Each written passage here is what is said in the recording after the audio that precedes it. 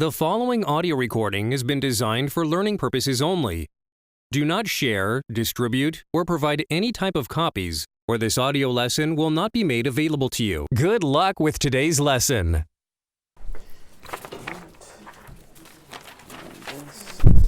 All right, so we'll go through the calculations here. And for the exam, I can look at that after the lab. I keep them, but you're free to take a look at them.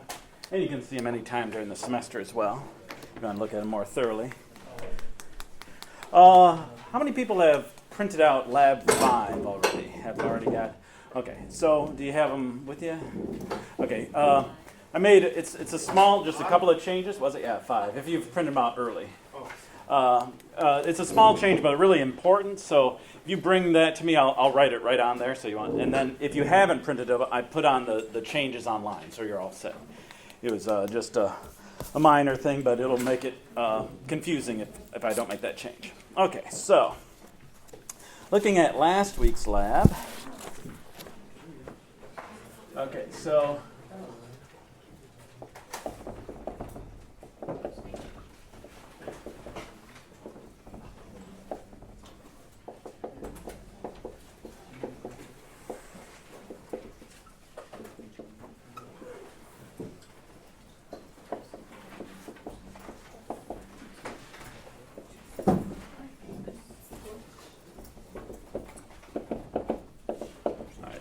just some data that seemed like it more or less mimicked what I was seeing. It does make sense. Something like ice bath is twice as much, or three times much, something like that. And then the water bath was shorter.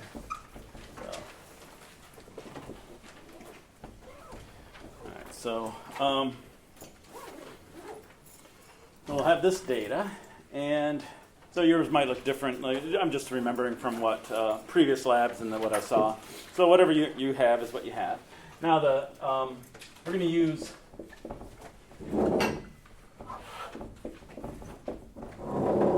this for the concentration of the thiosulfate.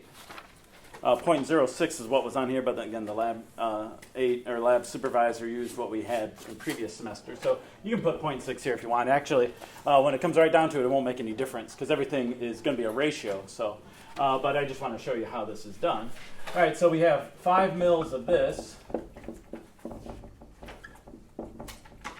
and we diluted it to 30 mils because you had 5 mils of each of the 6 components.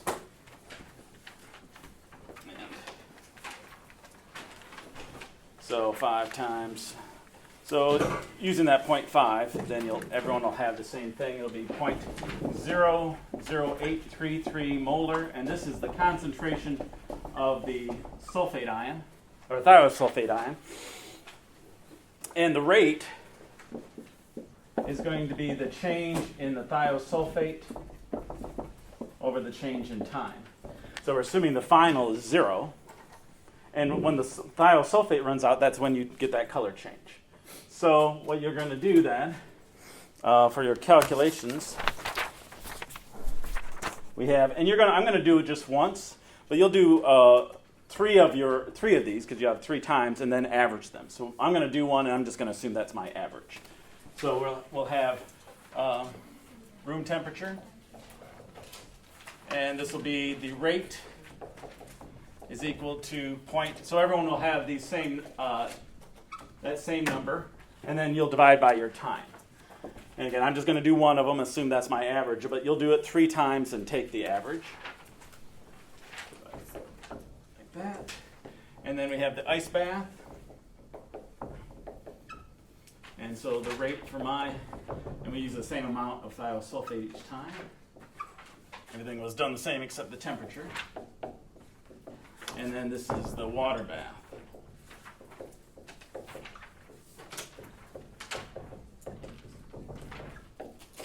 Oh, get that extra 0 in there. And then this is 29. Okay. I'll do these again. I got them down here, but this will be a good check. 0.00833 divided by 62. So 1.3. So it should be a fairly small number. That's the rate of change of the reaction for at room temperature. And actually, this is 21. That's what I have. Whatever you have, these numbers, you'll use them. So the temperatures will be different for different people, but they going to be similar.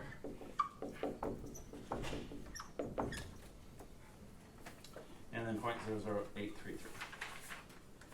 This is 2.87 times 10 to the minus 4 molar. And I did these before I came over, so let's see. Yeah, looks good. Okay. So now we're going to be using the Arrhenius equation, which is the natural log of K2 over K1 EA that. Now the thing is that the rate, say rate 2, and then we have our three components. Where are the three components? H2O, Ki, B, and then acid. We can see that the rate is going to be, that's the rate law, no matter what the temperature is. But we know K will change with the rate, with the temperature. So if we do this, so I'm just deriving why we're about to do what we do, why it's allowed. See, what we should be using here in the Arrhenius equation are the K's, but we know what the K's are because we don't know what A, B, and C are. But we can see that if we divide them, all of that cancels, and that what we see is that rate 2 over rate 1 is equal to K2 over K1. So instead of using the K's, we'll use something that we can measure. These are the rates. So that's why we're allowed to do this. So the law, or the equation, will then just have the rates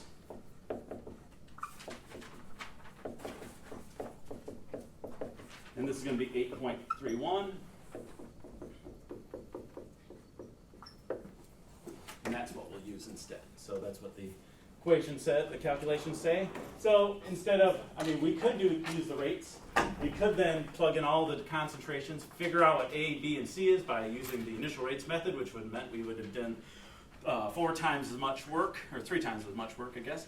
And then we'd find out K's, but we would find that it would come back to this. The ratio of the rates are equal to the ratio of the K values as long as the concentrations don't change, and they didn't. Okay, so we have everything here. So what we're going to do, we're going to use these two, rates and times, or rates and temperatures, I should say. Here I'm going to solve for EA. Then once we know EA, we'll just leave rate 1 and T1 alone, put in a new temperature, which is 40 degrees, and see what the calculated rate is. You know what the rate was for the high temperature one. You did that, but we want to check the calculated rate versus the real one, and it usually comes up pretty good. Okay, so here's what we do. Now I'm just going to write these out. I'm not going to do all the math behind it, just to save some time, but you can see. So for you, what you'll have to do is you'll have to do this for room temperature. You're going to have to do this 3 times, and then, or however many times we did it, and then average it. Average. So these numbers here that I'm using, you can consider those be my average, but you'll have to do yours. Okay, and then we have EA. So this is the equation, and then we'll just put in all the numbers. Again, make sure they change this to Kelvin. So we'll need these, and then we'll need these rates. Partly that's for you, partly that's for me when I'm plugging this in so you can see. So, okay. All right, then we use these two to determine EA, and then we're going to plug in this 313 and see how close we come to this. This is what you should get. If everything went perfectly, this is the value you should get. So the rate 2 is going to be, for mine, your numbers are probably going to be fairly close, because the only thing that's going to change is these temperatures. Even if this were 4 degrees Celsius, this would only be 277, a fraction of a percent difference. Your times, the times I was seeing different things, but usually they were essentially, this was a little bit more than doubled this, and this was a little bit half of that. So you should have something on the same order. All right, so the rate 2 here is going to be 6. So I'm taking the ice bath. I'm not going to put the units measuring because they're going to cancel anyway. So I'm using the first two sets of data, and you could easily flip these if you wanted, and then it would just change this, and everything would turn out exactly the same. But I've just picked that to be this one to be 1 and this to be 2. T1 is 294, and T2 is 270. So just gotta make sure that these line up. This rate is with this temperature with this rate. Yeah, everything's good. And then when I do this out, I ended up with 22686. I did that out. Big thing here, just make sure you don't mess up with this. You have your difference of ratios that can throw people off. Okay, so now you have that. So that's what would go here. It says activation energy. And if I were going to, if I were finished, I'd do this. But I'm going to leave these extra sig figs because we're going to need them for that calculation. And this should actually be, I'm sorry, this should be joules. So this should be this. Yeah. So the answer is going to be in joules, but if we were done, and I would leave it, I put it in kilojoules. You could certainly leave it like that, no problem, but this looks better. When you have that many digits, might as well change it to units that will match up with it, make it a little easier to read. Okay, but I'm going to need this. So I put everything back in. I'm going to leave this alone. This is going to be my rate 1. All right, and then this is going to be my rate 3. This will be the last one that I do. And now I know these numbers. This is joules per k-mole, since I did that. And then what goes here?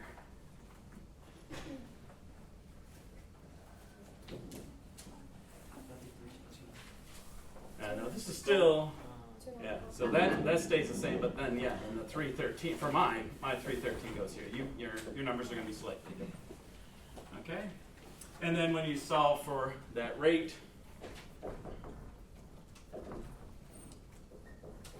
I'll let you go through all that stuff, but I end up with 2.35 times 10 to the minus 5, and this is molar per second. So this is calculated. So assuming those 2 experiments we did were really good, everything was fine, then this should be our EA, which means that this should be our rate. And then you want to check it against your own. So the percent difference, so this would be, this is the absolute value of the calculated.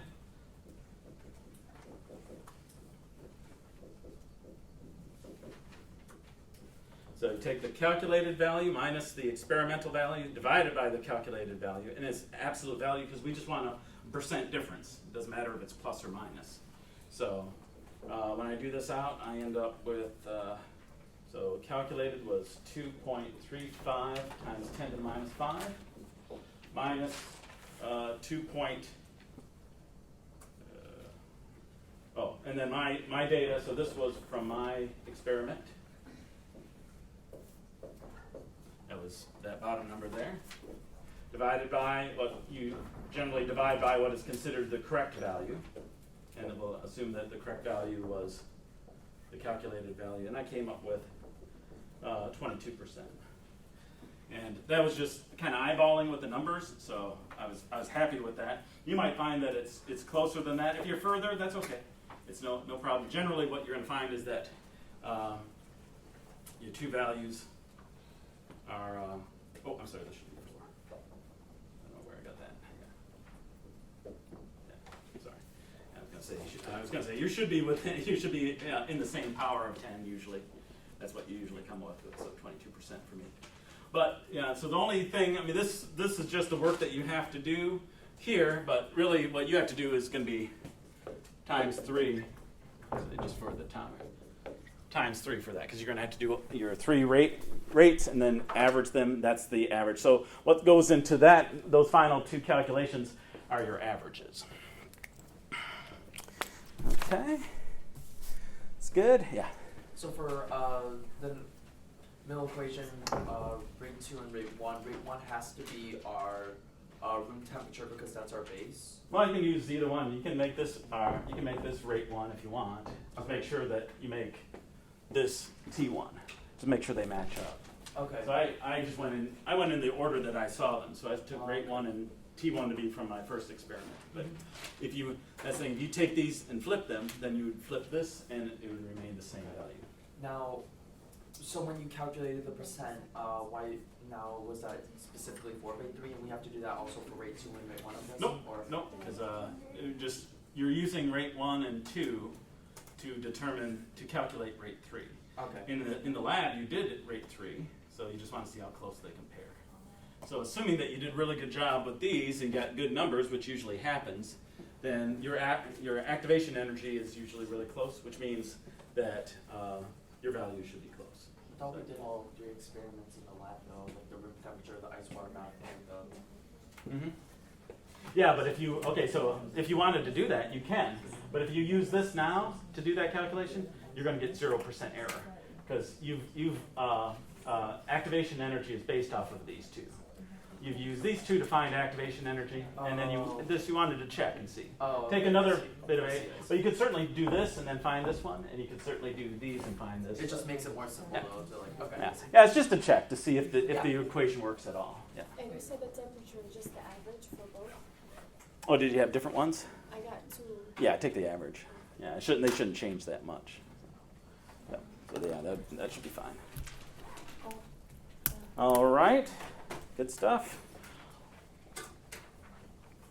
All right, so as I said earlier, if you have Lab 5, if you printed out the labs early, Lab 5 I made a correction, but it's a really important one. It just takes a moment. So if you have the Lab 5 with you in the lab, let me know and I'll write out the change. It's just 2 lines in there, but what it really is, you have to titrate, and we're not doing it this week, it's next week. You have to titrate ammonia with,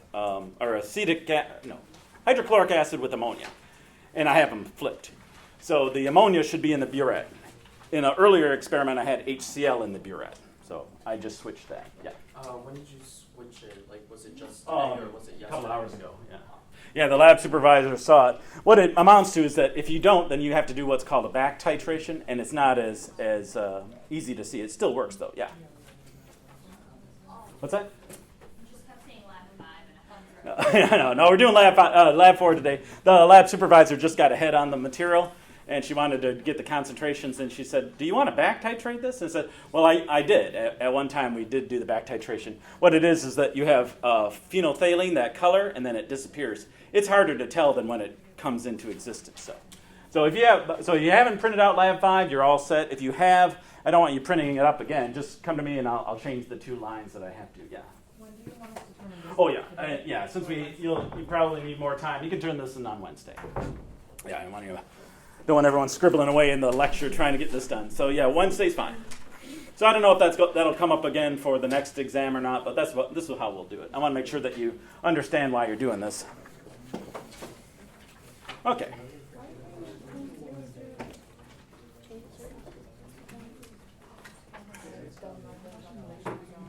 We good or no? Yeah, I just kind of get. Okay. If you want to take pictures, you should. I'm going to erase this and we'll start into chapter 16. Okay.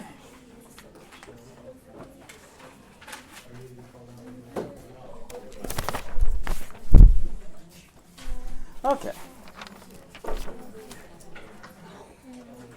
All right, let me erase this stuff.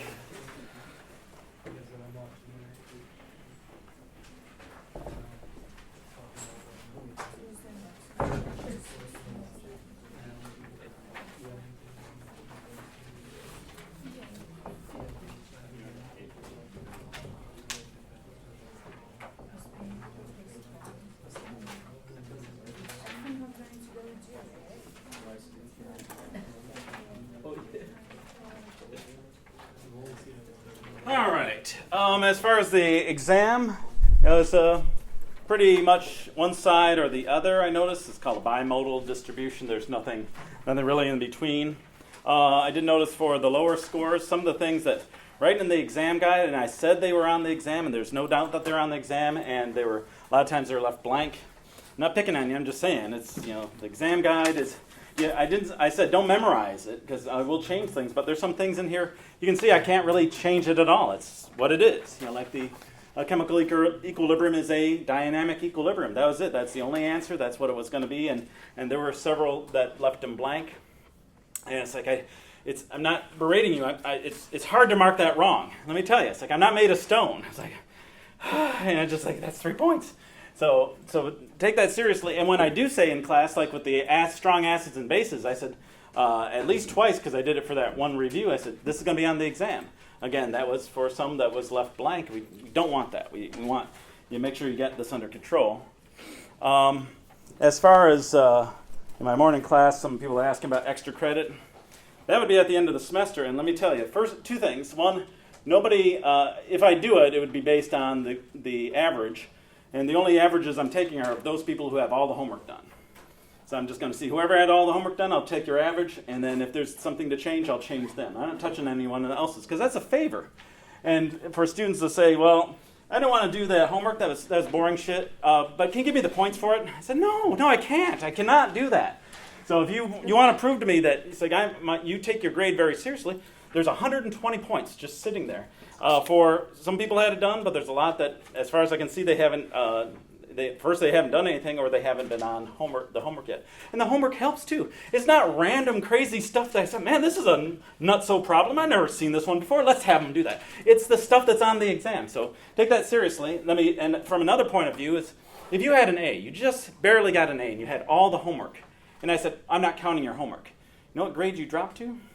A B minus. You go from an A to a B minus. That's how important this homework is. So I'm not yelling. I want you to take it. My homework. I also see it from the old man point of view. It's like in my day, we turned in homework and it was a pile. It was like an encyclopedia. I turned it in, put it in there, and I got it back 3 weeks later, and there's a check mark on it and it said 75%. I was like, I'm looking. There's nothing in it. It was graded by a grad student. What the hell did he care? Or she, whoever. I think there was 5 or 6 grad students. It could have been any of them. That was my homework. So thinking, I can do the homework, and if I get it wrong, I know it's wrong, and I get to do it again. I do it again. I get it wrong. They're telling me it's wrong. Guess what? I get to do it again, and again, and again. When I get it right, green check mark, move on. I would do 2 problem sets a day. Why not? That just take a little time, but that's me. I don't know. But let me just say that at the end of the semester, if there is that desire, can you round? I say, yeah, I'll round for anyone who has all the homework done. Why wouldn't I? Why wouldn't I at least check? Let me see. All the people did all the homework and see, the average is low? Sure. But of course, the average is 85, then no. But so do that homework, get it done, and it will help too. There's problems in here. If you take it seriously, if you just go in there and put in fake numbers, they want a number, you put in Y. And then it said, no, Y. No, why? And you're waiting for that same problem to come up. Maybe not. But take it seriously. And as I've said, if you get stuck on a homework problem and you put in actual time, email me. I'll go in and check. I'll see what it is. A lot of times it's just the wording that gets you. I'll help with the homework. If you want to come to office hour, I'll help with that. But take it seriously. So again, not yelling, maybe lecturing, but mostly just. I don't want you at the end of the semester. I don't want you seeing that you've missed your grade by 20 points. And you failed to do 40 points of the homework. That's bad. I know our grade for the exam is online, but are we able to see our what we got wrong with the exam and whatnot? Yeah. After the lab, we can take a look and ask any questions you want. I keep the exams, but if you want, you can come in anytime during the semester. If you want to go through every problem together, we can. After the lab, if there's enough time, we can do that. Usually, it's more of a quick questions kind of thing. You want to count up your points wrong, make sure that I gave the right grade. That kind of thing. But then, throughout the semester, we can take a look anytime you want. Okay.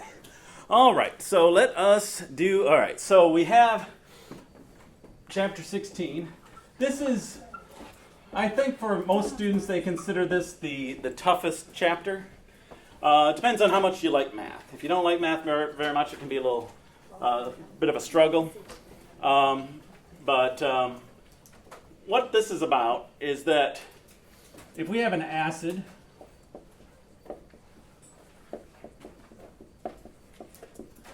and it dissociates, according to Bronsted-Lowry, it donates a proton to the water, and it's a reversible reaction. Now, if it's a strong acid, and this is 0.1 molar, we know all of this is gone, and this is 0.1 and 0.1 molar. But the problem is with a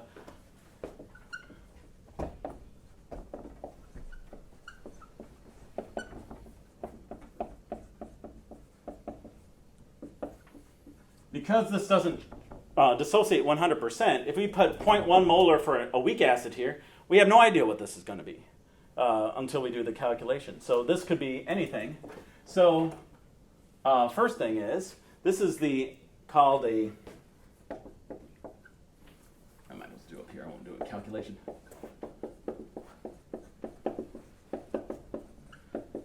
This is the acid dissociation reaction. This is the reaction of it. And then if we take Kc, we find it's this.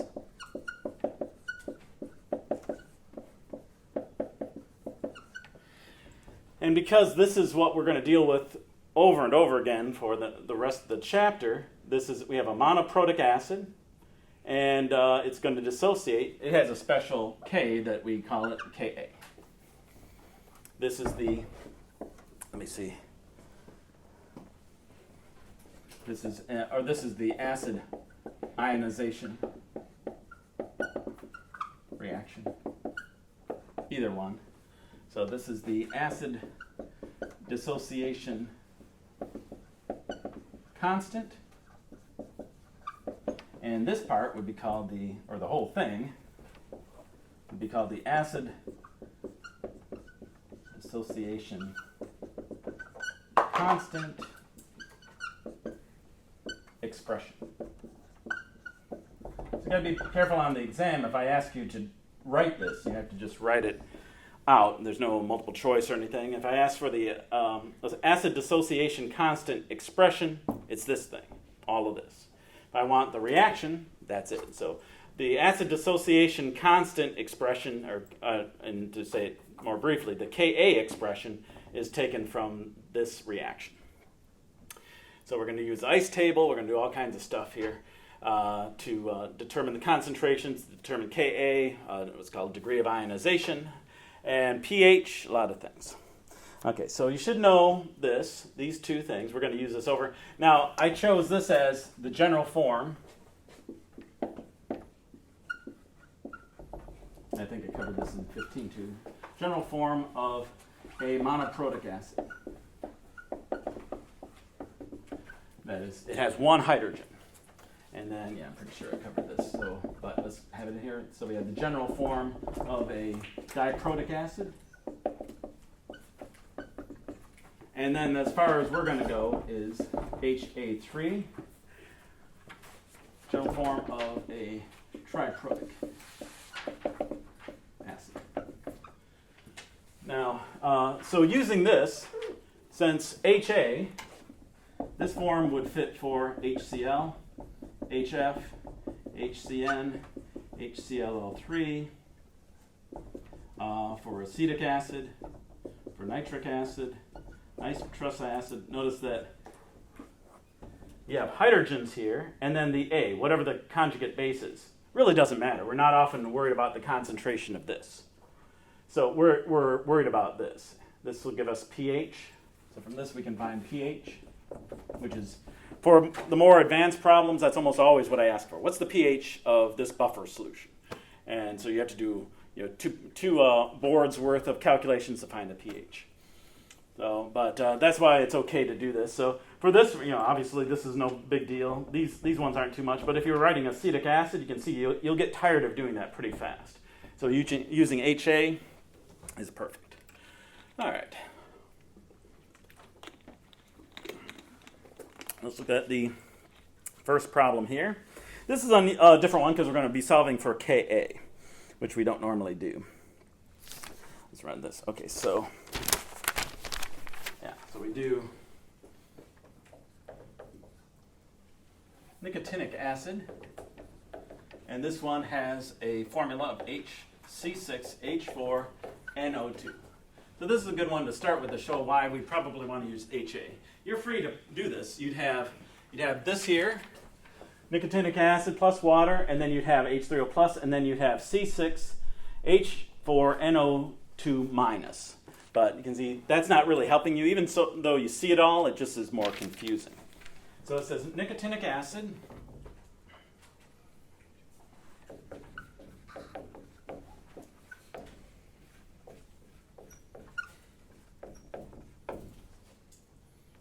nicotinic, badly phrased, but so you have a nicotinic acid solution that's 0.012, has a pH that's equal to 3.39. And then I always will say at 25 degrees Celsius, all of our Ka values, everything we do in this chapter and the next chapter will be at 25 degrees Celsius. So I rarely put that in. I usually, for the exam, I just write at the top. Everything's considered to be at 25 degrees Celsius. But since Ka can change by temperature, that's what we just found in the last lab, the K's values do for Arrhenius, and so do equilibrium constants. So we have this. What are we trying to find? Oh, yeah. What is Ka for nicotinic acid? What is the degree of ionization?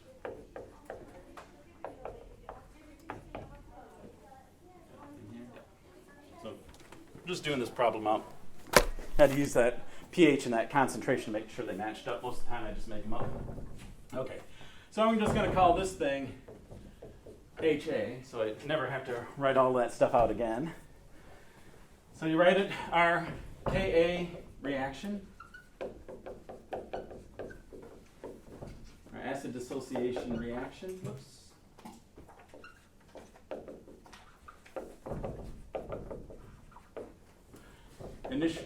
Initial change equilibrium, so our ice table again. It says that we start out with a concentration that is 0.012 molar. None of this, minus X, plus X, plus X. We don't know how much we lost here, but this is all 1 to 1 to 1, which is nice. For chapter 16, pretty much everything is 1 to 1 to 1, so and water doesn't count, so it makes things a little easier. But we know that if we lost X of this, by the coefficients, we must have gained X and gained X. So minus X, plus X, plus X. Say that over and over. That's what we're mostly going to see in this chapter. Okay, and then we don't know what Ka is, the numerical value, but we know that it is equal to this as far as the variables that we're slowly filling in. So take the equilibrium stuff. So this is x squared over 0.012 minus x. So that's, if we knew what x was, we could find Ka. Okay.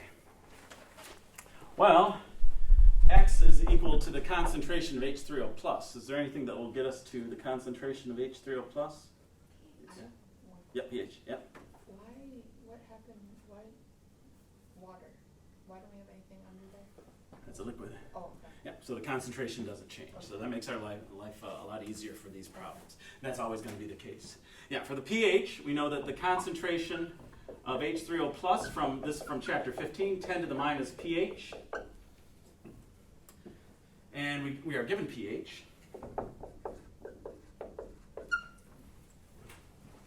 So this is a little bit backwards to what we normally, well, essentially backwards, because normally we know Ka and we solve for pH, but they're giving us a problem where we can do the opposite.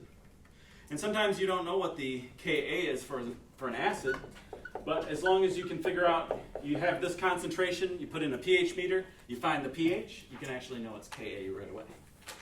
Like this. That's our concentration, and that's also equal to X. So you can put these guys up here. 4.07 times 10 to the minus 4 molar. 4.07 times 10 to the minus 4 molar. And then 0.01 minus. Don't leave enough room for this.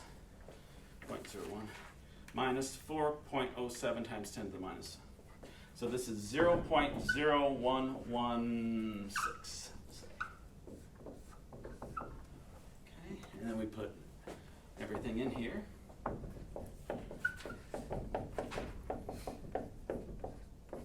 We did this one out, point. Oops. 4.07 times 10 to the minus 4 squared divided by 0.06116, I should say. So this comes out to be 1.43 times 10 to the minus 5. And as an aside, before we do next set, the KAs can be anything, there's no limit either way, but it's usually between about 10 to the minus 10 and 10 to the minus 2. With 10 to the minus 5 being a really common one. We have a list of them in our book here. 10 to the minus 5, 5, 4, 4, 4, 8, 8, 4, 2, 5. So it's all in that range, minus 2 to minus 10. Okay, so it doesn't have to be, but that's usually what we find. Okay, so we have our Ka, that was our first problem, and then they want the degree of ionization. We'll do this for the next problem too. The degree of ionization, this is how much of this has dissociated. So the degree, if we multiply it by 100, that'd be the percent ionization. So how do we figure that out? The degree of ionization is this. I put initial here because you want what we started with. This was all the acid we had. Then after the reaction, we had this much A minus that was produced. So this is the part of it over the whole thing. So that's how it's set up. You just don't use 0.0116. It usually doesn't make too much difference, but you want to start with what we have. This is what we had at the end. Here's what we had at the beginning. So 4.07 times 10 to the minus 4 divided by 0.01. Depends on how large the value is for Ka, how far off you'll be if you use the wrong number. But this is going to be 0.0339. They always use degree of ionization in your textbook, but if you put percent, I guess it would be just percent ionization. That's going to be equal to your degree of ionization, because it's just a fraction, times 100%. And some books like the percent ionization. So it's just multiplied by 100, yeah. So is the A minus always going to be our X value? Almost always. There's going to be, for this one, yes. Yeah. Same for this. X is usually H3O plus, but we can add other stuff into the solution. So we can start with some of this in here. We'll see that, but that's, actually we'll see some of that. It's called the common ion problem. So, but if this is 0, then yeah, that's X will always be that. But we can certainly start with something up here too. So lots of different versions of the problem. Okay, so you can see this is one problem. And I think this is what gets students, because we're not doing that. Yes, fine, get your mass, get your volume, find the density, not making fun of this is where we start, but this is real stuff. It's unlikely that if you went into some lab where they're dealing with weak acids that they have somebody sitting there with their paper, but this is in the computer they're using. This is the program that when they put in the pH meter, or it automatically goes into the solution, it backs out the Ka automatically. It backs all this stuff out automatically from the pH. So this is real life, real chemistry that's really used. Though if you go into a lab, you're unlikely to see it. But if everything went down, they had to get the sample done, and they had the pH meter. This is somebody who had to sit there and do that calculation. So it's good to know where it comes from. So that's nice. Yeah. When I'm in American House, retirement home, I'll be telling everybody about this. So I used to do the Ka problems. I said, Mark, we know. Go get some more Jell-O. Just settle down. I said, no. And then, when I get far enough along, and a lot of you, how many people are going into the medical field? Could conceivably be in a hospital down the line. I'll be there. You can just kind of see me now. Hey, I know who that is. Just watch this. Just come here. Minus X. Plus X. Because I've said that literally thousands of times. And that's how we know we're back to where we need to be. Every problem we do is going to be based off of this. We're going to come back to this this ice table, and we'll come back to the minus x plus x plus x. Some of them, like the buffer problem, we'll have to do a whole board worth of prefacing. We'll get all the stuff out of it, and then we plug it in here, minus x plus x plus x. So if you know how to do this problem, that's good, because we're going to do this problem. Essentially, we're going to just do this problem 30 more times in different ways. And then chapter 17 takes that even to a further change, but it's the same thing. It's going to be minus x plus x plus x. So what you want to do is see these problems as variations of a theme rather than seeing them each as a different problem. You can, but then you're thinking of it, oh man, I got 17 different problems to do. So no, it's just versions of this one. So we'll take them a step at a time. All right. See, I'll have to go because after this, then I don't get to do this till October. I have to do that for. That's my the thing I do. I take time around going to the different American houses and perform that calculation for everybody. There's a guy with the guitar. If you're going there, some guy that very relaxed fellow that sings the guitar, and then I just do the KA problems behind him. Okay, now, but that's for the summer. Fun's for the summer. All right, so we got this one. So this is unusual in that we tried to find KA. All right, so we're going to do out ones where we know KA, but we also need to know a couple. We want to see some what happens as Ka changes and as the concentration changes. So if everyone's got this, I'm going to start from this side because I want to do 3 calculations in a row here. Everyone's good? You can always take pictures. That's fine.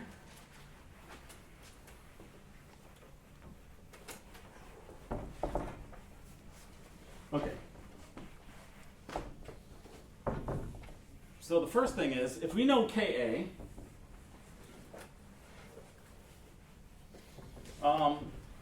and we have a set acid, and so it has one Ka value.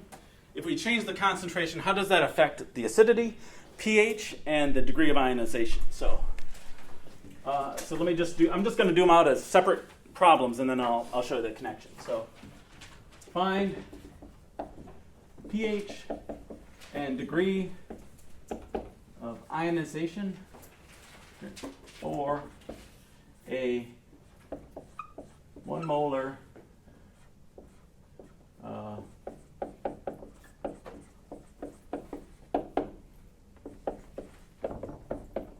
what is it? 7. So find pH and degree of ionization for a 1 molar acetic acid solution. And make sure I got that K. Acetic acid, yeah, 1.7. All right, and some of these only have one significant figure. I make it 3 for Ka, 2 and 1 and 2 only because that's as far as they can calculate. Okay, when they find it or when they measure it, so they only get 2 sig figs, but I like to have 3 here just to make it easier to calculate with. Okay, so find pH and degree ionization for this. So I'm going to just call it HA. Might as well get into the habit of that. Let's see. Let me do it out once, just show you. So acetic acid, if we used the full formula, this is what it would look like. Just so you can see why I don't want to do this. That's what it should look like, but it's messy, so.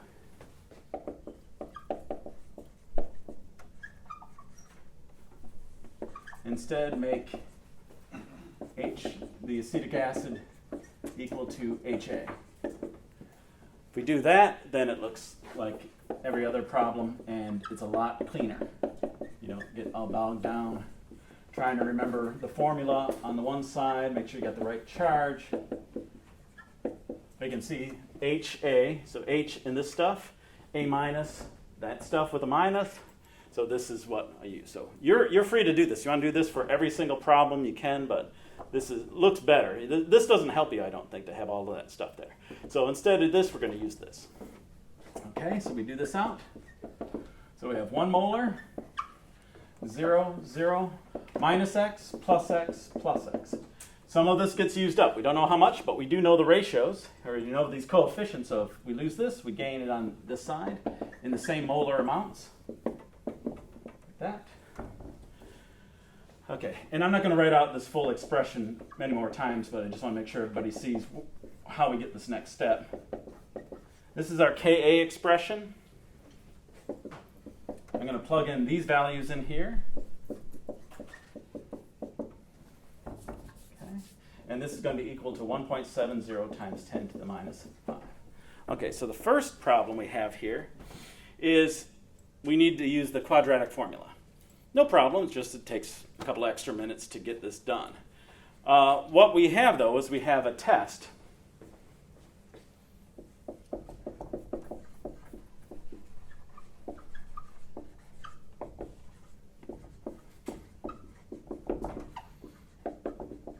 Now in the exam you want to show this test. Okay, so what they found is that if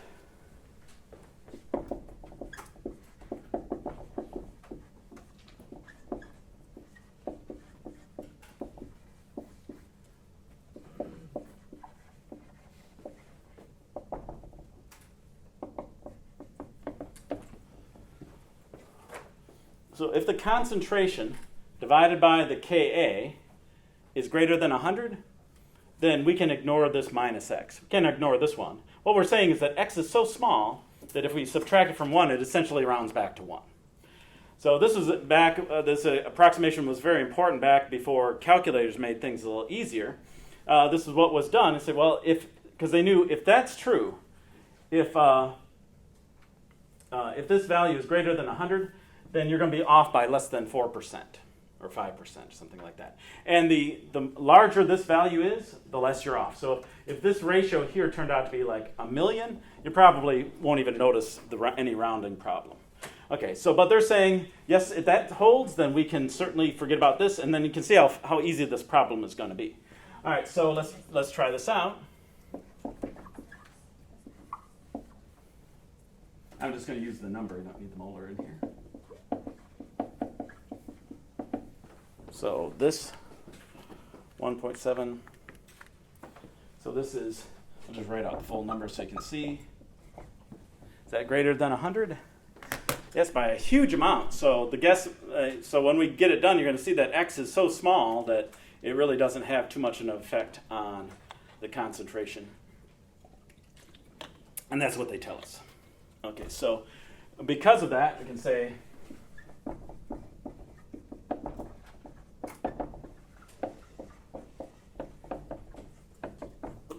approximation holds, which means that we just ignore this. It's as if it's not there.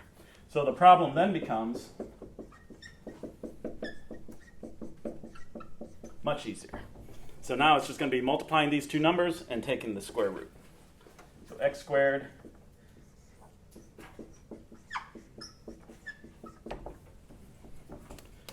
use these pens up. Okay, so we have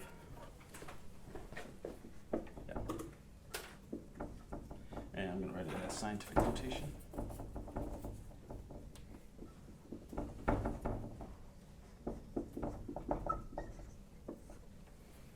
So x. And x is also equal to the concentration of the H3O+. So pH is going to be the negative log of that number.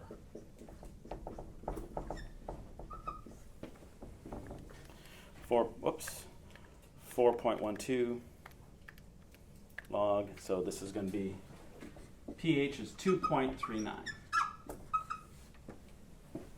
Okay. Running out of room, but I definitely want to put.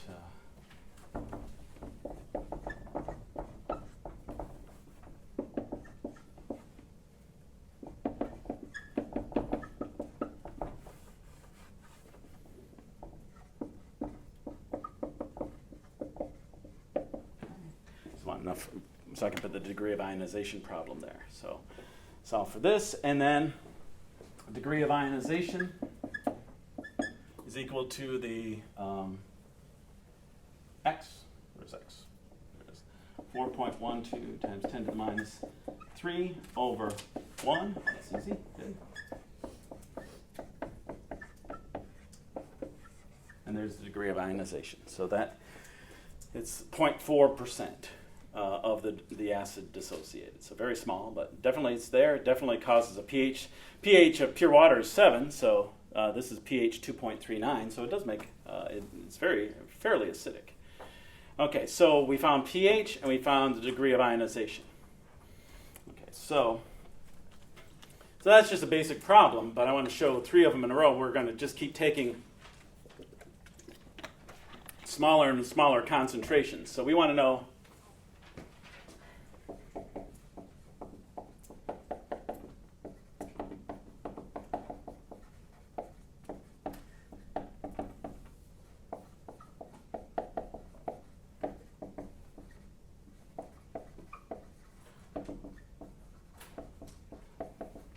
this is what we're really after, comparing them. So how is pH, acidity, and the degree of ionization affected by a change in concentration? Well, we haven't changed anything yet, so we just have the numbers here.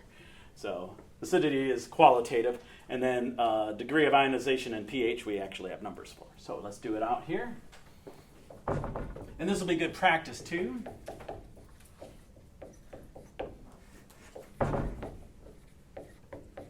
And I could make it any amount that I wanted less, but I'm just going to go down by 10 times each. So 0.1. So we were at 1 molar. Now we're at 0.1 molar.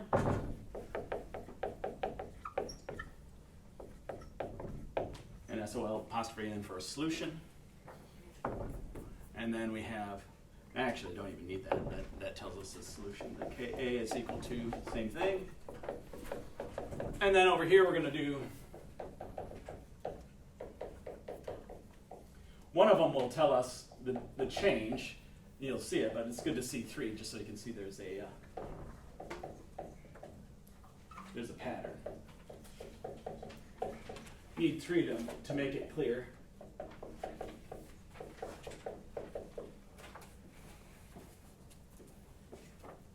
But 2 does give you a pattern. That's why you, in a joke, there's 2 parts and then the punchline, right?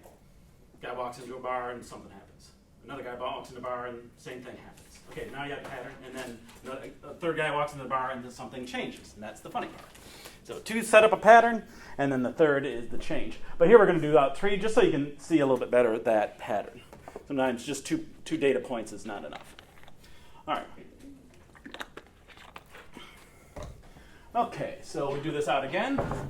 This time we'll have a little bit more room because you don't need to put in all that extra stuff.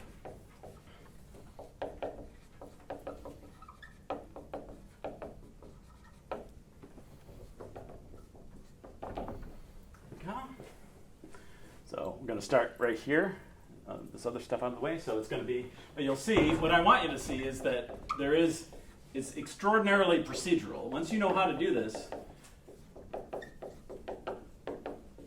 you may be able to get to the point where you can solve this kind of problem just on your calculator. You know, if it doesn't happen, that's fine. But I know already that I'm going to just take Ka times that number and take the square root and find the pH but some of them get to be pretty involved problems. But you always want to be looking for these similarities. How are we doing the same kind of thing over and over? Okay, and this is equal to 1.70 times 10 to the minus 5. Okay, so the approximation is going to be again HA. Start over the concentration of the acid. CA, I think they said in the book. So this is going to be 0.1 over 1.7 times 10 to the minus 5. So this should be 5,000. What was it? Yeah. So this should be 5,882. Still greater than 100. So the approximation holds.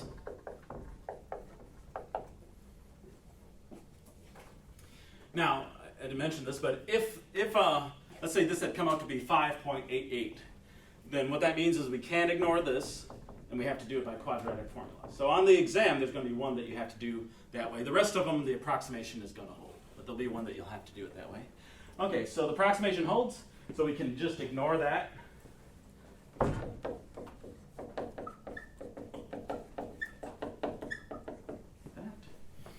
And then just going to multiply, 1.7 times 10 to the minus 5 times 0.1. and then take the square root. So x is going to be 0.1 times 1.70 times 10 to the minus 5, and this is going to be 1.30 times 10 to the minus 3. X, as usual, is equal to our H3O plus. So pH is going to be the negative log of that number. You can see it did the same exact thing as we did over here. All that's changed is that one concentration, 1.33 log, and this is going to be 2.89 for R. Okay, does that make sense that the pH is going up? We've dropped the concentration of the acid. And the pH, as it goes up, it's getting less acidic. Makes sense that if we're essentially we're diluting the acid, so the pH should go up. That makes sense. And then we look at the degree of ionization. Degree of ionization is going to be what's here, 1.30 times 10 to the minus 3 divided by our starting point. So it's 1.30 times 10 to the minus 2. The degree of ionization has gone up. So the pH has gone up, the degree of ionization has gone up, and the acidity has dropped. So let's do the last one here. This one I'm going to do a little bit faster. You can see it's the same deal. Like that. Ice table. All I've done is change it from 1 to 0.1 to 0.01. We just keep dropping by 10 times. That power of 10 is an easy thing to think about and keep track of. But it could have been anything. Could have dropped it in any amount that we want, but this one drops it in that order of magnitude, which makes it easier to see what's going on. Okay, and then this becomes x squared over 0.01. And that Ka is 1.7 times 10 to the minus 5.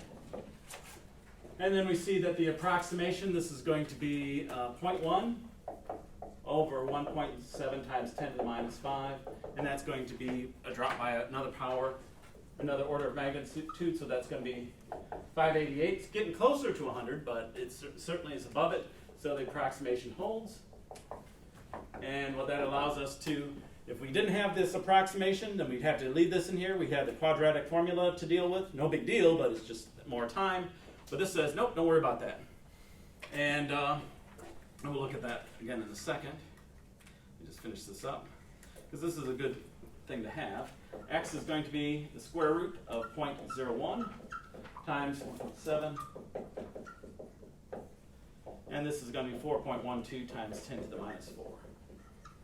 And then the pH, and again, x is equal to H3O plus. The pH is negative log of 4.12 times 10 to the minus 4. And this is going to be 3.39.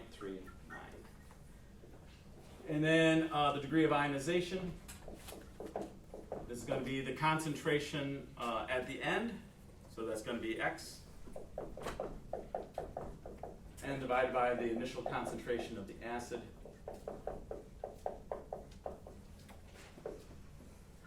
Okay, that's good. All right, so this is everybody. And you can see that we had 1 molar, 0.1 molar, 0.01, so we'll finish up just the trend and then we'll take a break here. But, okay. First thing is, how is the pH affected? So we can say, we have room over here, as concentration, I should say, as acid concentration decreases, what happens to the pH? Yeah, we went from 2.39 to 2.89 to 3.39, so pH increases. What about acidity? Yeah. So if you were forced to, you say, you got to drink one of these, you're on some game show, You probably want to go with this one. What's the pH here? Yeah. That one, 2.39, that's probably give you a good zing, but this one is getting towards what you would find in a carbonated beverage. Not saying you should drink this, but if you're forced to, then so the acidity does decrease. And it makes sense. As the concentration is decreasing, the acidity should decrease because the acidity is based on the acid that's in there. It's decreasing, so that should decreases. And then how about the degree of ionization? We went from 4.10 times 10 to the minus 3, 1.3 times 10 to the minus 2, 4.12 times 10 to the minus 2. So it's going up. Now this is the one that kind of goes against the intuition, because it's, well, the degree of, if the acidity is decreasing, how is it the degree of ionization is increasing? Because you're thinking in terms of more things are dissociating. It's the degree. It's how much acid has dissociated divided by what you had to begin with. But this is dropping. So what's happening is this number is just not dropping as fast as this one. So there's more acid in that one there, but how much of it, what fraction of it is breaking up? The reason that you get a higher fraction here is that there's less acid in the solution, so the ions have a place to go. The more acid you have in there as it dissociates, these ions keep bumping into each other. They don't want to be around each other. This guy doesn't want to be against anything that's positive, this against anything negative. When they meet up, they'll shoot back this way. So the more, the lower the concentration, the easier it is for the acid to dissociate. So this will go up. So this is the one that's counterintuitive. So you got to remember that one. So acid concentration decrease. So a single acid has a set Ka. As the concentration decreases, pH increases, acidity decreases, and the DOI increases. And then, of course, if this increases, then the other ones change. So just keep that in mind. But this is the takeaway here. Plus, getting to have the fun of doing all of these ones out over and over. So should be able to, this kind of calculation, this is something that you should be able to do very, very, very quickly, because this is going to be, for a lot of the problems, this is going to be the last calculation that you do. All right, let's take a 10-minute break here, and then we'll do the ones where the approximation doesn't hold.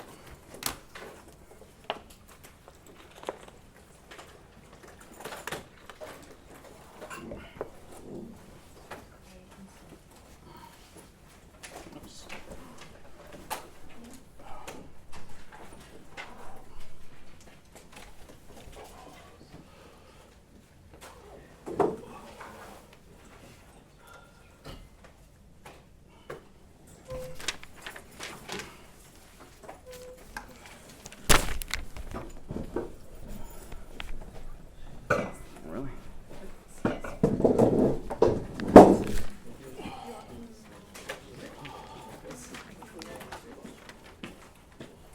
What's up? So I'm confused as to what DOI is related to. Is that just like the hydronium? That's the degree of ionization. That's how much of the acid has dissociated. Do I the have fraction. So is that like H3O? What is that? Well, how it's much X, H3O? so it's actually the concentration of A minus, but they happen to be the same thing. So it's the concentration of A minus divided by the concentration of HA. Yes. Okay. Yep. Yeah, I get that. And then.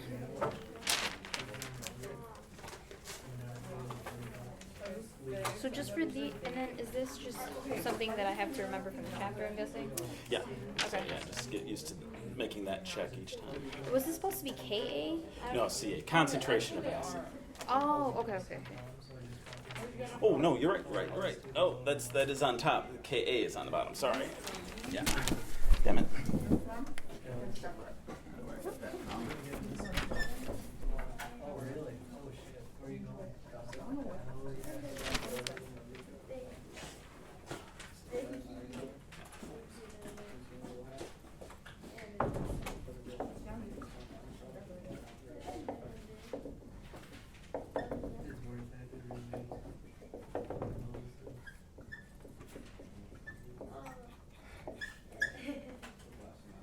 You don't like the piggies? I'm having such a hard time swallowing. I don't like them. No. Okay.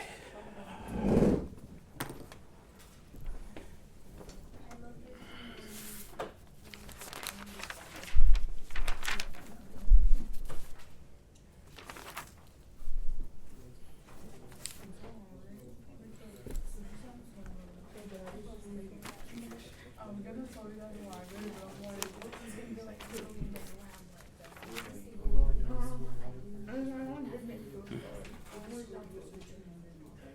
like, what time do they reopen?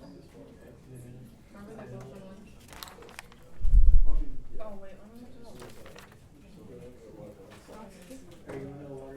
It just depends like how, like, loud. Right.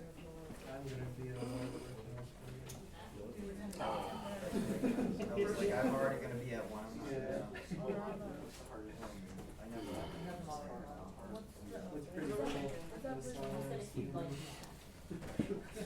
They've got this huge office. There's nothing. Yeah.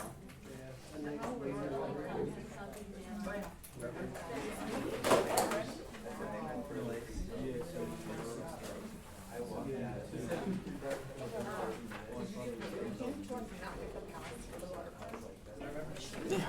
So if we only did 2 of them, we don't put anything here. That's right. Just average the 2. And then this one is just these 2 divided by 2. Exactly. Divide by 2.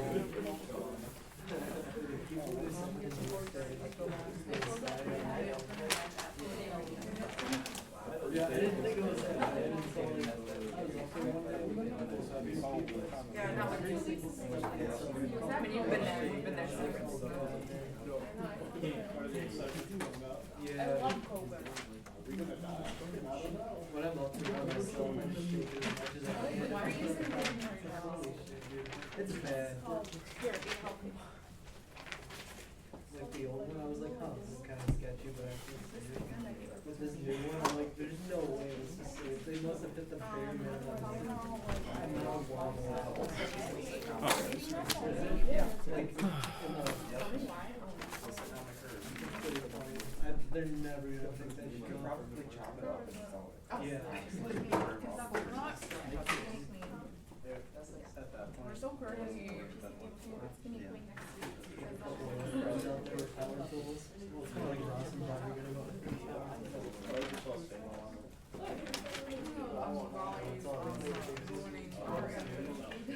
Oh no, there's another girl that did the same thing. Years worth of years on that. So again, it's not like. She's like the nutrition also. Who? Oh, that girl that. So she What did you do on that?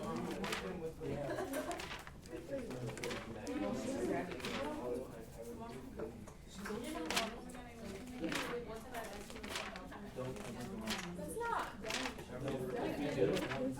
If you do, like, one has like 40 instead of, because this one was so you just get bored. I really feel like there'd be so much to do on that cruise. I feel like there's gonna be much to do. Well, like the first couple days, Then there's not so many calories, cool, it's like like sugar. all boat, but then after a couple days, like, I'm just drinking at 8 a.m. instead of coffee.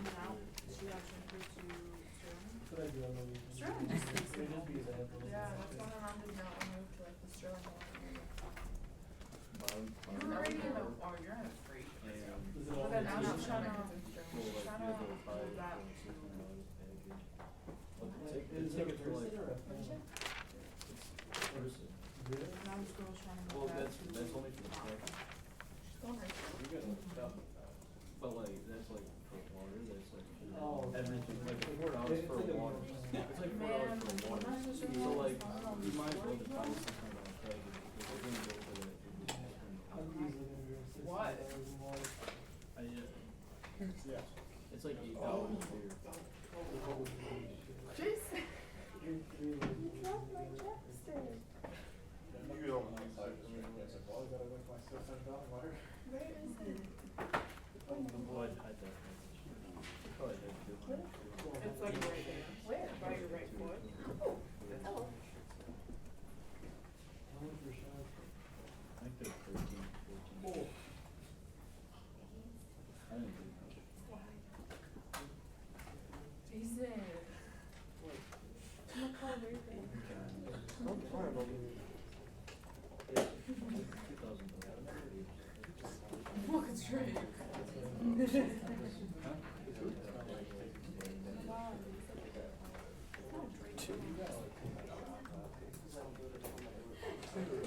So I can group. It's actually not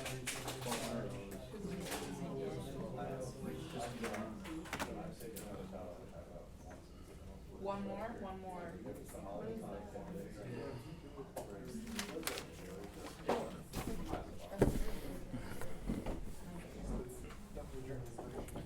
Rather you have today's lab.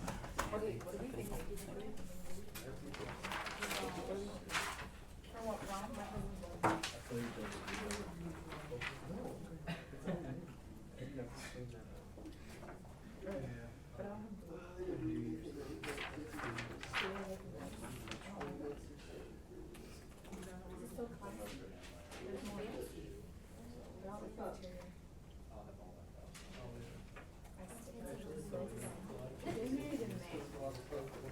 You can build some muscle on this.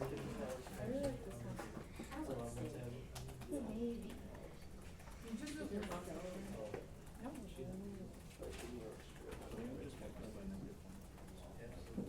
Are those right? Guys, you give me your opinion. I spent the class. That was she's blue. Can you like divide it up?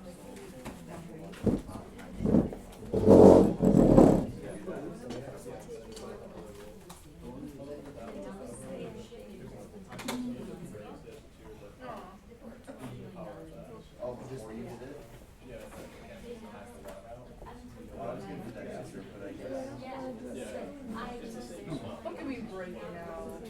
And I take care of my skin.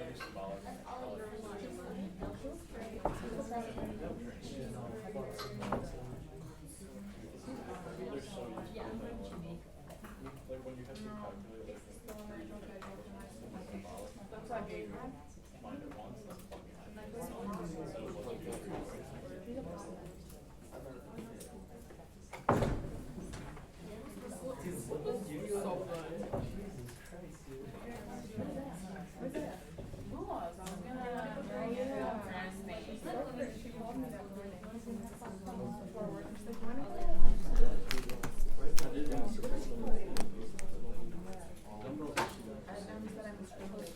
All right, so we'll continue on, but I made a mistake here. I was just glanced at the book, and the CA caught my attention.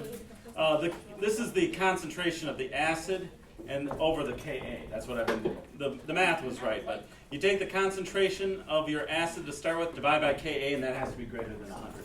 I'll make sure I do this out, but this caught my eye, and I forgot. I just got these confused. Because up here, I just put the concentration of HA.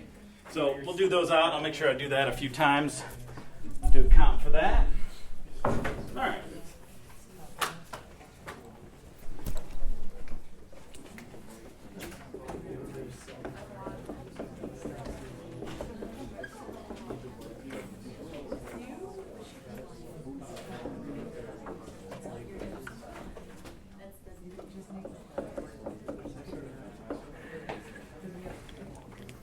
All right.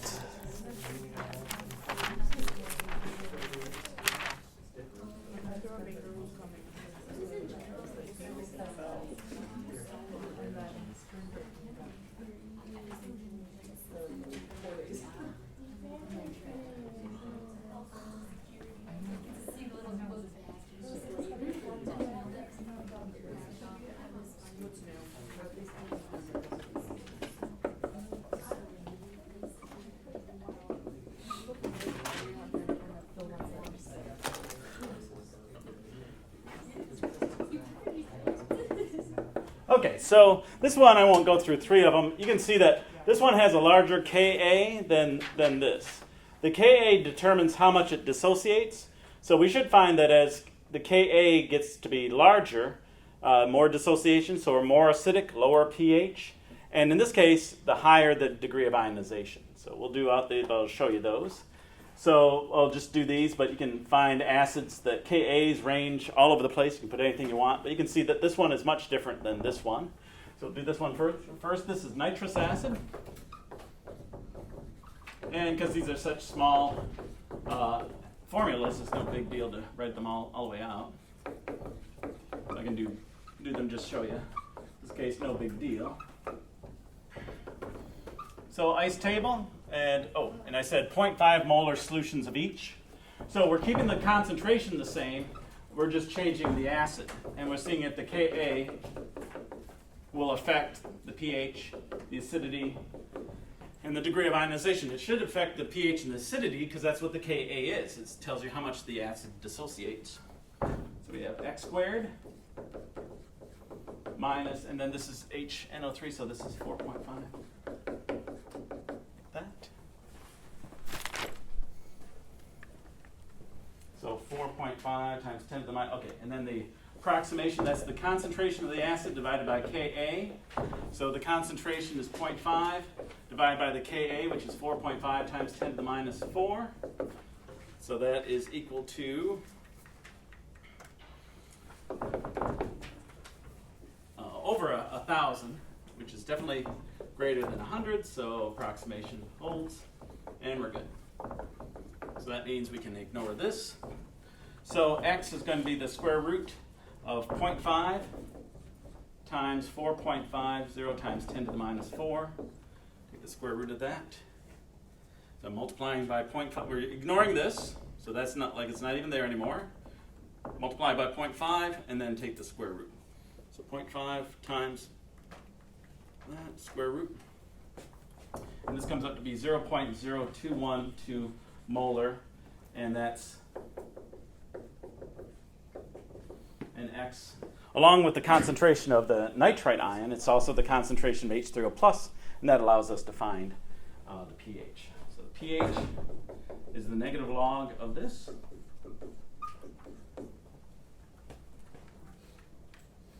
And this comes up being 1.61, or 67, 1.67. So that's a fairly acidic thing you're dealing with. That's something that's going to be slightly corrosive. And then we have HCN. And we're going to do everything. Oh, I forgot. And degree of ionization here. Let's finish that out. So the degree of ionization is going to be the concentration, in this case, of the NO2. The reason we're doing that is because every one of these ions came from an acid. So if we take the concentration of the ions divided by the initial concentration of the acid, that's going to give us a fraction of the acid that dissociated. So that's why we're using it. So this is going to be 0.021 over 0.5.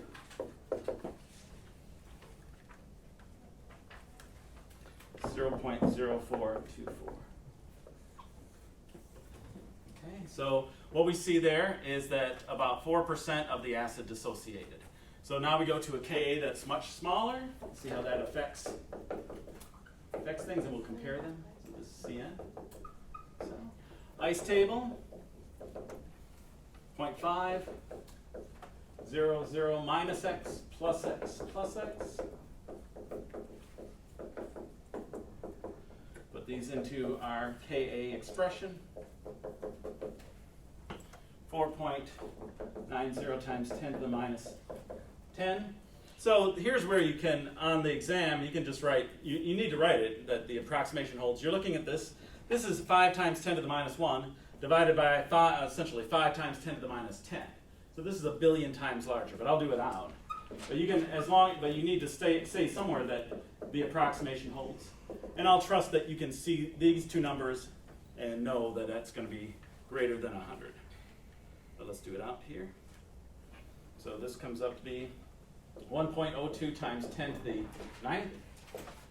Much greater than 100, so absolutely. And not only does the approximation hold, but we expect x to be so small that it's quite obvious that it would not have affected anything there. So x, let me just show that. So 4.9 times 10 to the minus 10 times 0.5. So this that cannot possibly be right. Times 0.5 square root that. So this is 1.57 times 10 to the minus 5 molar. So that's the concentration of H3O+. pH is the negative log of this. We just found. Whoops. 1.57. So this is 4.8 for the pH. And then the degree of ionization.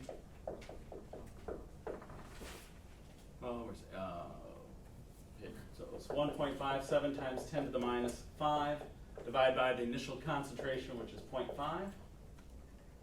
1.57 divided by 0.5. So this comes up to be 3.14 times 10 to the minus 5.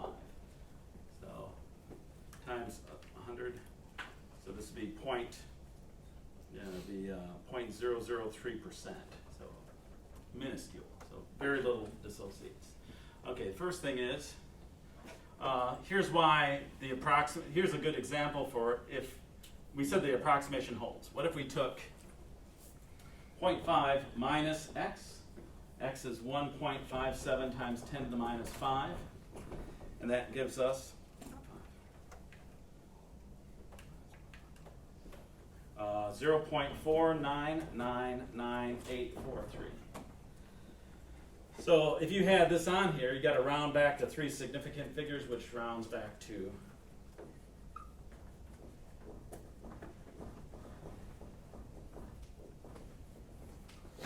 0.5. So that's why the approximation is allowed.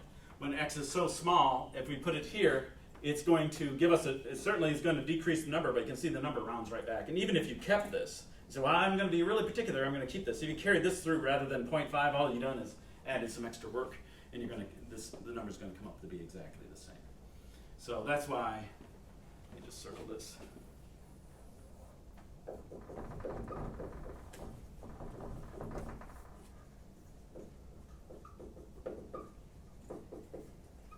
So just as an aside, this is why the approximation is allowed. So if this is much greater than, the larger it is, the closer this number is going to be after we subtract out the x-axis is going to be so small it won't matter. So you can see that if this had been 10 to the minus 15, which is possible, it would be 10 to the 14th, so it would have been just even worse. It would be 0.4999999. That's why it's allowed. So the approximation does get it. Usually it's supposed to be less than 5%. If this was exactly, it came out to be exactly, let's say 101, we'd expect it to be 5% off, which is okay, but normally it's much less.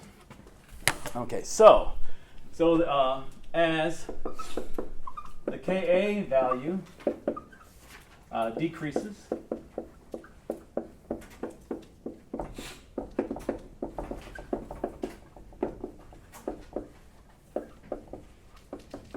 for the acids with the same concentration, the concentration has to be the same.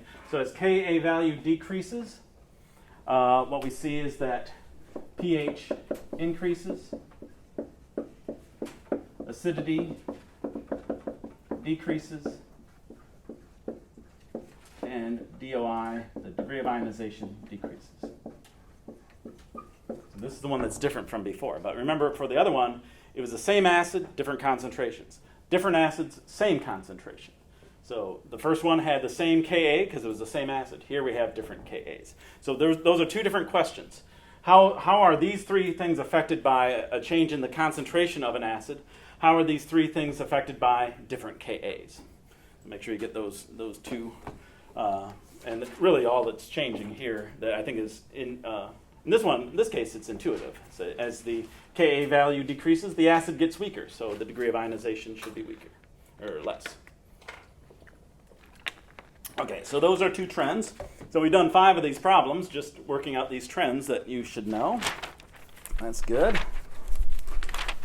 Okay. What else we got here? Aha. Okay, so next. So we're good here. I'm going to erase this to start on the side. So we'll do polyprotic acids, diprotic and triprotic. So we'll do the diprotic one today. Let's see if we can get to the triprotic one. But I said that we're just doing this problem over and over, but now I'm saying we have something that's going to be H2 something. Well, we find a way around that, and all we do is we take, for a diprotic acid, we do 2 of these steps. Triprotic acid, we do 3, but we treat them as monoprotic. So what is the pH of, actually, for this one, we're going to find a lot of stuff. So, what is the concentration of H2SO3? The concentration of HSO3 minus, the concentration of SO3 2 minus, H3O plus, and pH. For a 2 molar H2 sulfur, this is sulfurous acid. 2 molar sulfurous acid, and then we have, all right, so that's what we want to do first. Jump ahead here. All right, so when we have a monoprotic acid, no problem, it just has a Ka, but if you have a diprotic acid or triprotic acid, we got to consider a couple of things. So let's do the diprotic acid first. So this thing goes into solution. It reacts with 2 waters. It produces 2 H3O plus, and it produces the sulfite ion. Okay, so if we did the ice table, we'd have our concentration here, whatever it is, 0, 0, minus x, plus x, plus x. Actually, I know what it is. It's 2 molar. Minus x, plus x. Okay. So if you put this into the expression, it'd be this.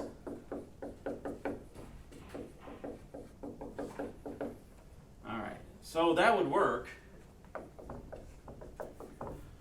but what's the Ka? A Ka,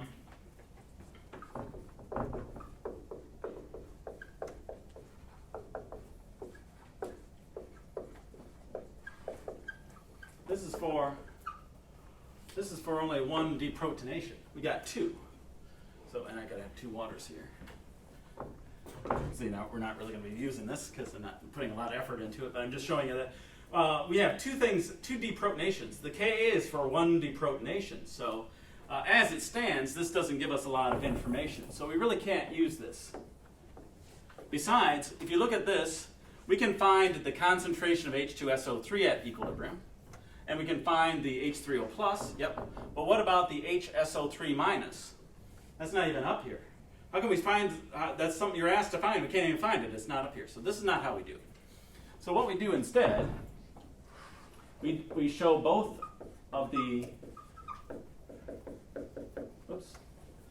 we show both of the deprotonations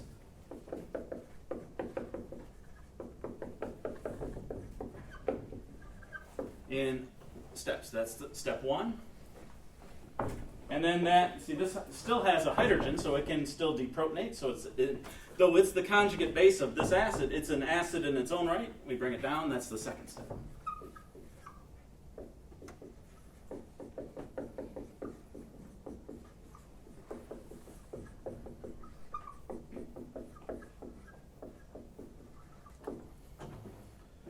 Okay, but we have Ka's, 2 different Ka, or deprotonations for this, or acid ionizations, or however you want to look at it, for the same acid. So we would call this one, this is a Ka.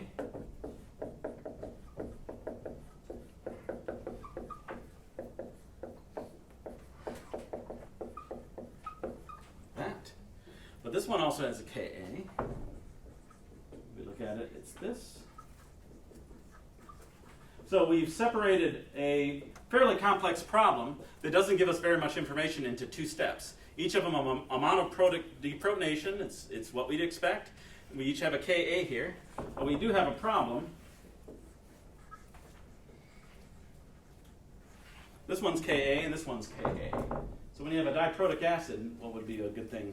What would we call each of these? Yeah, Ka1. And Ka2. Now, Ka1, no matter what the diprotic acid is always greater than Ka2. But you can see that what we have accomplished here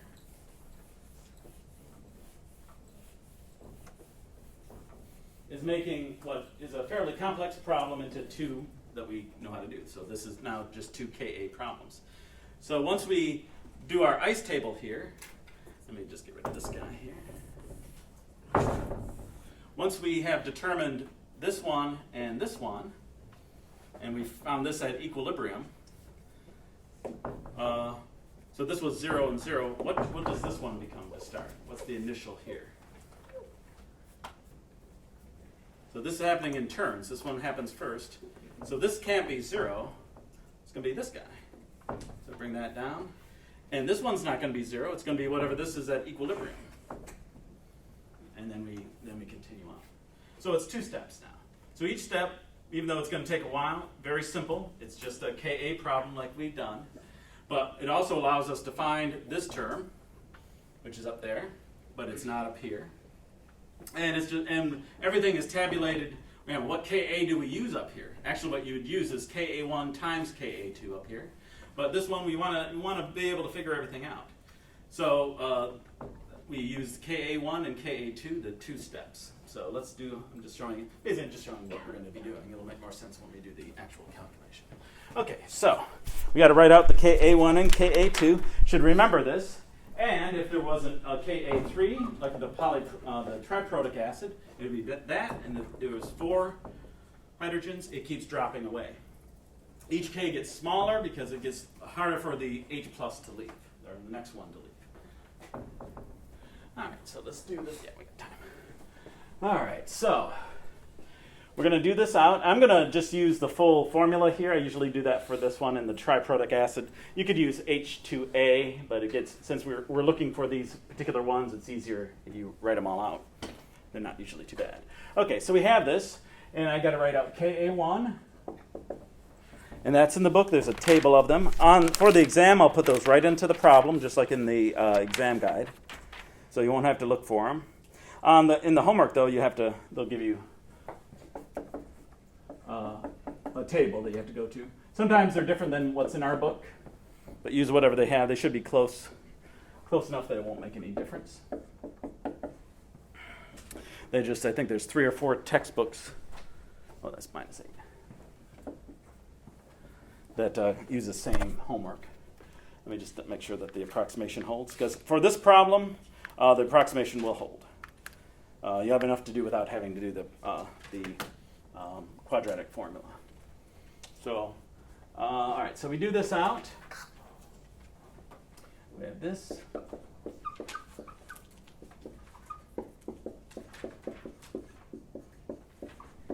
So 1 deprotonation at a time.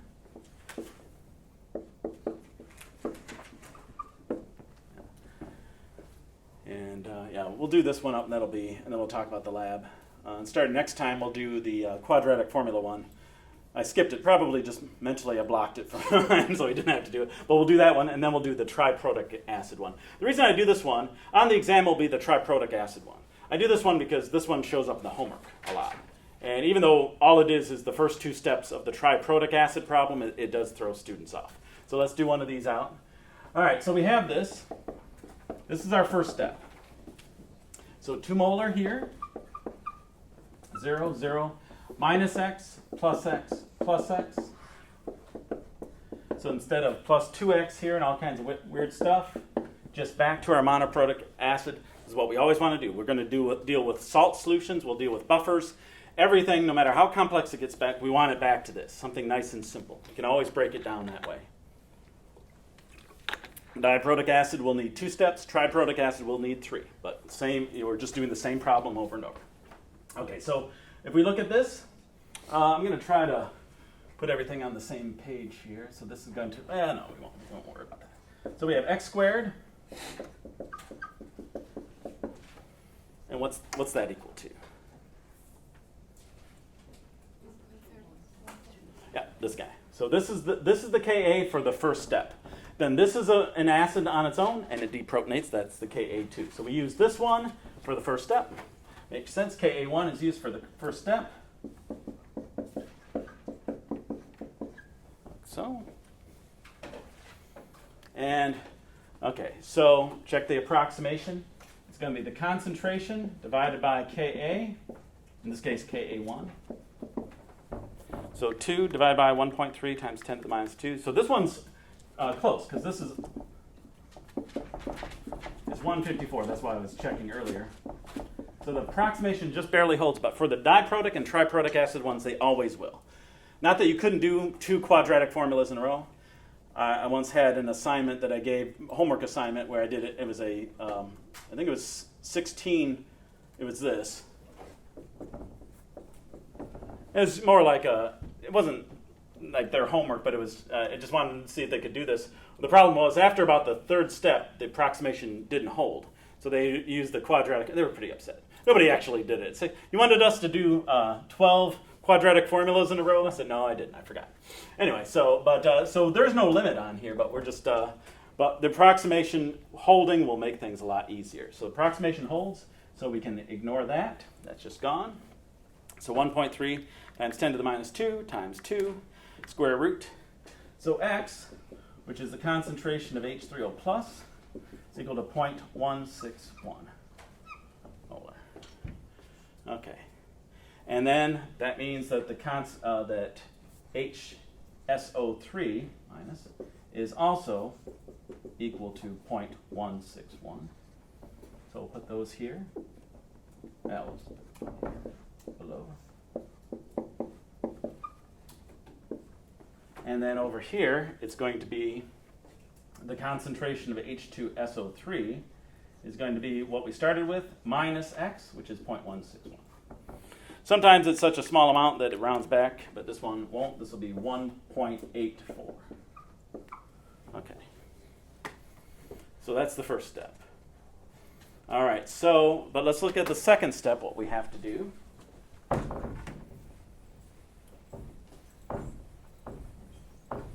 So that bisulfite ion, full sulfite ion, the HSO3 minus, is an acid. So here's our second step.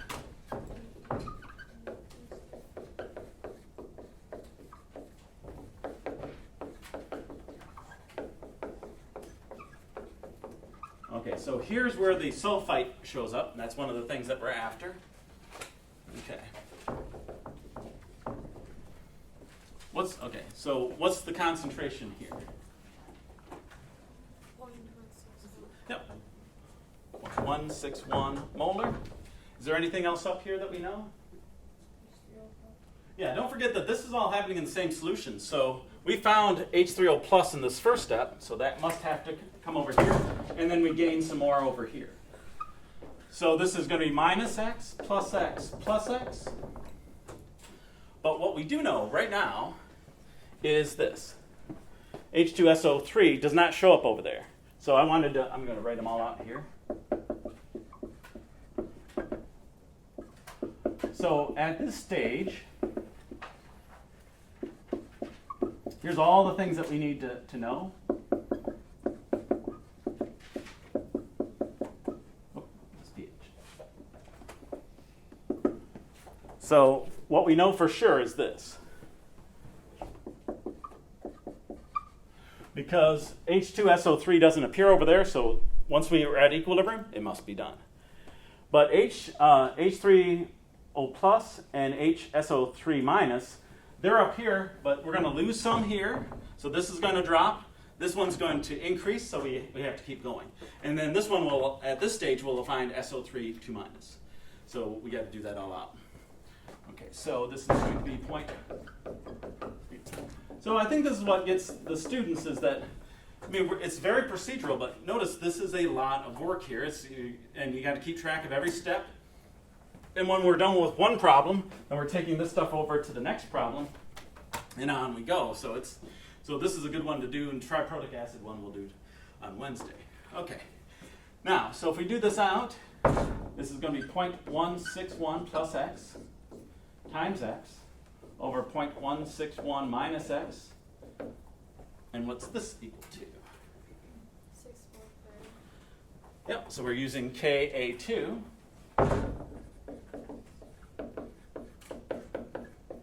So this is a new thing here. If we're looking at this is plus x and this is minus x, we want to see if they're useful. So we're going to take 0.161 and divide by this, and it turns out they're both the same here. It doesn't matter if it's plus or minus. If this concentration divided by Ka is greater than 100, then we can ignore this x. Same thing here. If this concentration divided by this is greater than 100, we can ignore that x. Plus or minus doesn't matter. We're saying that x is so small, adding or subtracting from it has no effect. So the approximation, oops. So we take 0.161 divided by 6.3 times 10 to the minus 8. And hopefully you can see that that should be greater than 100. That's about 10 to the minus 1 divided by 10 to the minus 8, give or take. So we'd expect that this would be probably in the millions. So this would be 2.56 times 10 to the 6th. Okay, so here's the first kind of neat thing that you can do here. So we're saying the approximation holds for both of these. So this is gone, and this is gone. So what else do we got going for us now? And it only happens on the second step. What's that? Would it be? Yeah, these cancel. So x is equal to Ka2 for the second step. So that is always going to be the case. On the second step, and when we do the triprotic acid, it will apply to the second step. Then we'll have a third step. Okay, so that means this is 6.30 times 10 to the minus 8 molar for the sulfide. Okay, how about this guy though? Now so H3O plus we got to add in here. We have 0.161 plus 6.30 times 10 to the minus 8. What do you think that rounds to? Let's write it out as numbers. This is 0.163456.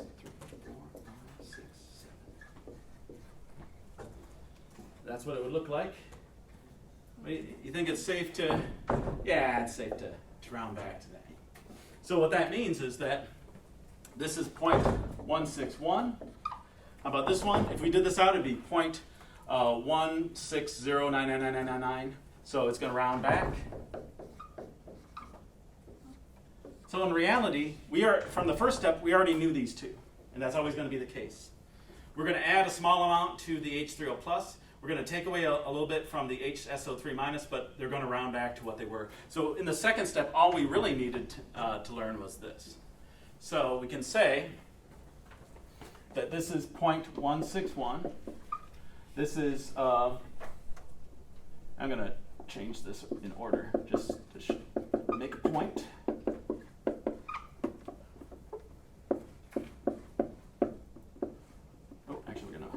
Here too.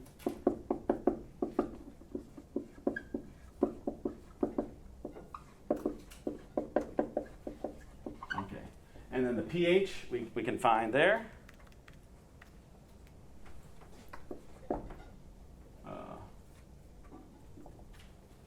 That cannot possibly be right. What was that? Oh, I see. Okay, let's say that was greater than. I didn't notice that this was on the scientific notation mode. When I did that, I didn't notice that it had the little times 10 to the minus 1. I came up with the pH was this. How do you know that that's wrong? Now, that's why I looked at it and I didn't. There's a glare on it. I said, oh, there it is. So how do you know that if I had come? This is what I thought I saw on the calculator. It was actually times 10 to the minus 1. How do you know that's wrong? Yeah, it's basic. We have an acid. At the very least, it should be 7. 7 is the highest it possibly could be. This is a very high concentration for it's a weak acid, but it's still pretty. This Ka1 is a high Ka, so this cannot possibly be. So that's what you want to do when you're doing this out. You're taking the natural log or the negative log of things. You're changing things around all the time. You may come up with something like that. That should stop you. There's some mistake. Okay, now. Here's the deal.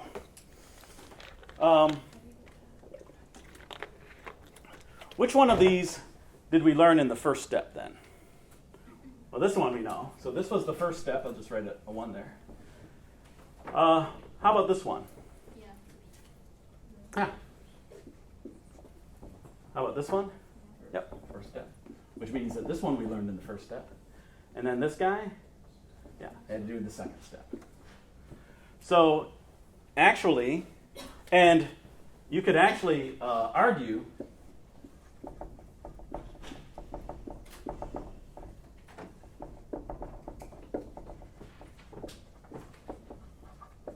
because this is equal to Ka2. So this step here we just did so you could see it, but you can actually, for a diprotic acid, you can find this without actually doing the problem. You just say it's this molar. So this one, you could say it was really the 0th step. So you do the stuff out, but really if you want to find these 4, you just need the first step, because anything that's added or subtracted from this turns out to be so minuscule it's not anything we have to worry about. There was a... So for all the problems moving forward, are they just going to be so small that the approximation will always hold anyway? So we can just except for, unless the approximation is where you have the concentration by Ka. Ka's can be pretty large too. They can be like 10 to the minus 2, like this one was. I was a little worried that the approximation wouldn't hold for this one. If I had made this 1, this would have been in the 70s, and the approximation wouldn't hold, and we'd have to do the quadratic formula. So on Wednesday, we'll do one of those, but I just wanted to show this. On Wednesday, we'll do the quadratic formula, and then we'll use the triprotic acid. But you can see that most of what you need for this problem is found here in the first step. The triprotic acid then goes on to one more deprotonation, so you have to do a little bit more. Okay, so we'll stop there, but let me talk about the lab, if I can. Is that the guy? Yep. Okay, so for the lab,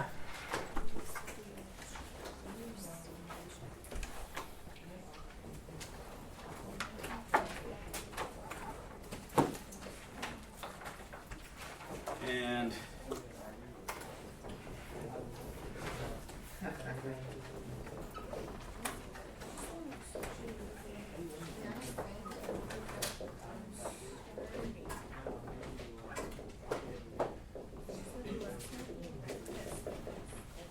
all right, so Lugol is iodine is going to be something that is it sterilizes, can sterilize on the outside.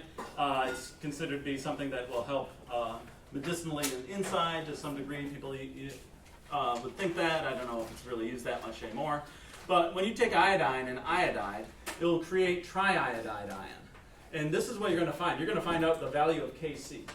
This triiodide, actually, if you have sodium triiodide, that is an extremely powerful explosive. When it's in aqueous solution, it's harmless. But if you have just this in solution and you evaporate off the water, it becomes a white powder. And back in the day when there were chalkboards, chemistry students would make this, coat the board with the solution, and then the professor would come along and erase the board, and it would crackle because everything's exploding, but it's just in a thin layer, and they get in trouble. Now, I got into chemistry because I wanted to be able to make explosives at home. I thought that'd be cool, and I made this. And then when I had the solution, and I realized that I had a high explosive that I had made out of it.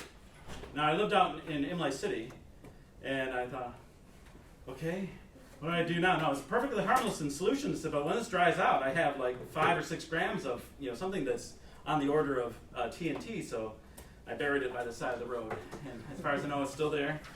And that was it. That was the last time I ever did anything like that. I said, there's other things in chemistry besides explosives. Okay, so now for our procedure, what you're going to do, you're going to take, actually it's going to be a flask. So if you're driving down Hunters Creek Road, between Atwell and Walker Road, it's on the right side of the road if you're heading towards Atwell. So be careful. All right, so what you're going to do is you're going to mix in these 2 solutions, and this is going to be the hexane layer and the water layer for both samples. Hexane is always going to be on top. And for the one sample, you're going to do 15 mils of the hexane and 30 mils of the, as I say water layer, this is going to be the iodine Ki. It's the aqueous, I should say. And then you're going to do one that's 30 mils of the hexane and 15 mils of the aqueous. Let me write it as aqueous. Okay. So you're going to mix these to get, you're going to cap it off. And then you're going to have it on a stir plate. You're going to stir them up. What you want to do is you want to get, because in the hexane layer, there's only going to be the iodine. In the aqueous layer, there's going to be the iodine the iodide and the triiodide. And what you'll we'll do the calculation on Wednesday. But what you're going to find is that there's an equilibrium between the iodine in the hexane and the iodine that's aqueous. And you'll find that this has 34 times as much iodine than this one. So but once you have this set, you're going to do 2 titrations of the, I think 2. I don't know if you have enough for 3. Sure. Just strikes me that. Yeah. So you're going to do 2 titrations of the hexane layer and 2 titrations of the aqueous layer.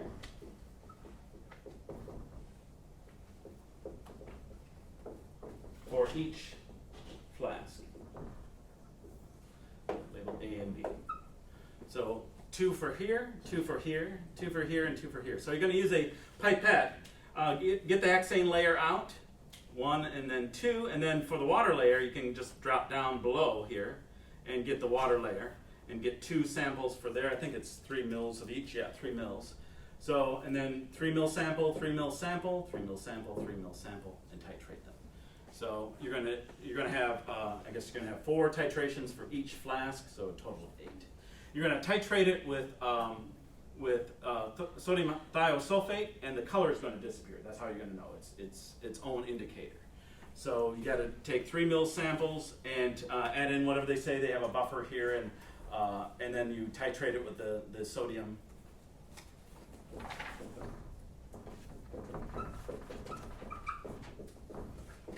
With the thiosulfate.